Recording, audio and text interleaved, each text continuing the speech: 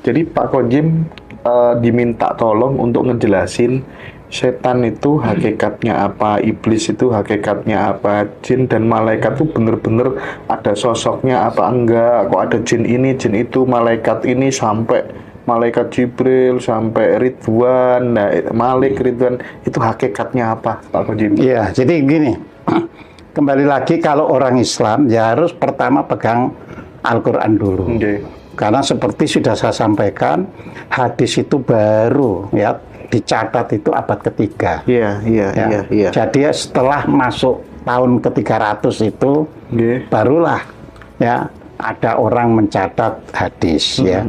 Nah, di dalam Al-Qur'an itu ditegaskan ya kan bahwa ya yang berurusan dengan Adam dan Hawa itu adalah yang disebut iblis.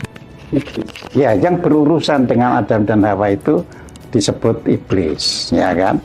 Jadi di situ tidak setan yang berurusan, tapi iblis. Tetapi ketika iblis menggoda Adam dan Hawa untuk memakan ya buah pohon, ya, yang ada di taman surgawi, sekali lagi taman surgawi, ya, jadi itu disebut setan telah menggoda, telah membisikkan, ya. Nah, jadi setan ini istilahnya hanya istilah untuk perbuatan yang buruk. Ya. Dan kalau dari kata kerjanya satona, satonya itu artinya merenggangkan, menjauhkan semua yang baik. Nah, maka kata bendanya disebut setan, yang jamaknya sayatin. Iya, jadi di situ. Nah, sedangkan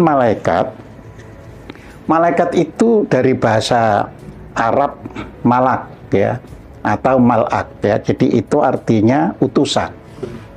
Jadi malaikat itu utusan. Utusan siapa? Utusan Tuhan ke manusia. Jadi kalau Rasul itu utusan Tuhan dari manusia ke manusia. Jadi malaikat itu terjemahan aslinya itu utusan Tuhan ke manusia. Tanpa Rasul. Iya. Terus ke Rasul tadi kan rasulnya Rasul terus ke manusia. Ya ke manusia ya, jadi di situ. Nah, di Al-Qur'an ya tentunya kata malaikat itu langsung berupa kata benda ya. Kata benda, sedangkan yang disebut namanya juga tidak banyak, hanya Jibril ya, Israel ya, Israfil, Mikail, ya itu yang disebut dalam Al-Qur'an. Roket, atlet, iya. Itu enggak disebut. Oh enggak? Enggak, itu cuma 4. Iya. Jadi itu hanya istilah. Iya. Jadi roket atlet itu yang dekat, itu panggilannya. Jadi itu hanya istilah ya. Kalau yang nama person yaitu Jibril, ya Israfil, Israel, Mikail. Ya, jadi di situ. Nah, kalau Ridwan itu istilahnya istilah. Jadi malaikat surga kan disebut itu kan, malaikat Ridwan. Padahal itu kalau istilah bagi orang-orang yang ridho. Ada malaikat yang menjaga. Nah, orang menyebut itu Ridwan. Ya. Kayak mungkar nakir ya, itu istilah. Ya.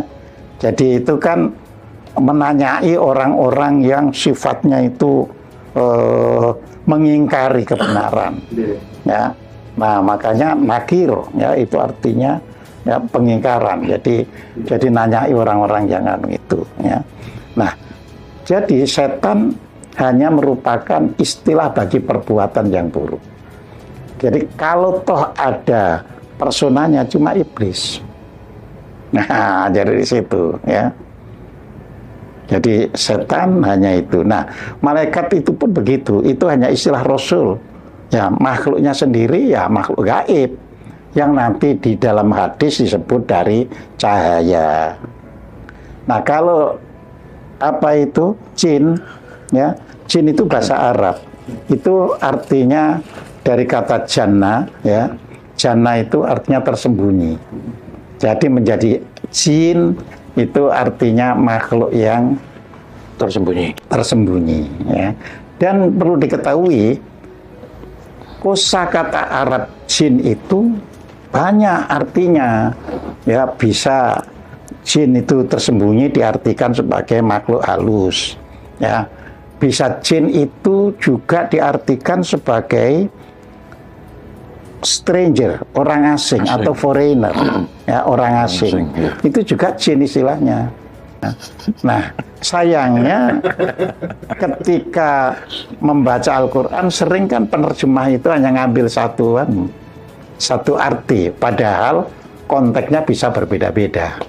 Ya, misalkan Sulaiman mengerahkan jin, ya tidak tentunya tidak jin makhluk halus, ya. Wong itu bangun itu ketahuan. Nanti dianggap makhluk halus sama dengan ceritanya Prambanan. Ya. Iya. Yang Loro Jonggrang. Loro Jonggrang nanti.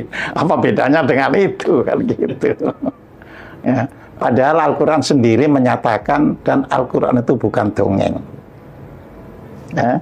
Jadi kalau namanya bukan dongeng, ya harus dilihat faktual kan gitu. Ya.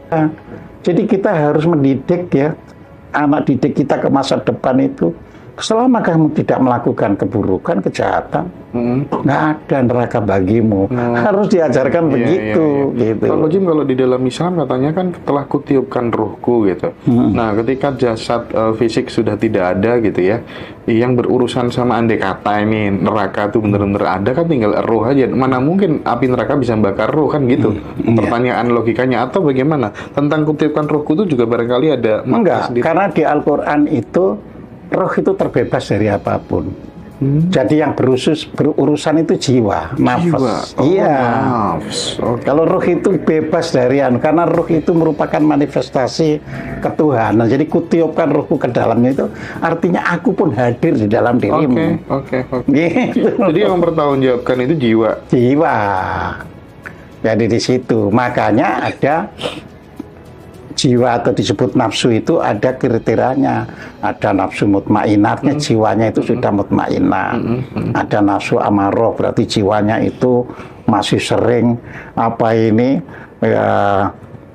jadi serakah dan sebagainya. Seperti itu. Gitu. Kemarin kan ada ditemukan fenomena mayat itu ya, waktu digali ya di kuburan itu ditemukan utuh, Pak. Padahal mayat ini sudah dikubur puluhan tahun. Jadi kan akhirnya terbantahkan kesimpulan yang pertama tadi. Saya ingin tanya kepada Pak Hocim, kira-kira itu apa yang bisa dijelaskan secara kimia atau biologi atau apa yang bisa kok dua-duanya itu bisa sama-sama utuh? Kalau ini mengklaim hanya dari salah satu agama yang paling benar, tapi kenyataannya dari penganut kejawen ini ada yang utuh juga. Ngoten Mbak, monggo kula nyuwun diwedhar. Yeah. Jadi kalau melihat mayat yang utuh itu kan bukan hanya kasus seperti itu. Ketika orang membuat jalan tol ya yang lewat Embong Dukuh Surabaya ke Gresik itu kan pas dibongkar itu satu deretan utuh semuanya. Satu deretan. Ini satu deretan ya. Yeah. Nah, kita harus melihat bedanya kepercayaan sama sains atau ilmu pengetahuan. Jadi kalau ilmu pengetahuan, mayat yang dikubur kapanpun lamanya entah ratusan ribuan tahun, utuh karena tanah tempat dikubur itu mengandung unsur silikat. Jadi karena banyak unsur silikatnya, mayat tetap utuh. Awet ya? Ya utuh, karena bakteri dan sebagainya mati kena silikat itu. Jadi dia tidak bisa tersentuh oleh cacing atau apa, kan cacing bisa mati kena silikat itu. Nah kita minum silikat kecil aja mati langsung. Ya, jadi di situ. Nah kalau kepercayaan itu bisa berbeda-beda. Ya, orang Kejawen itu beda loh ya.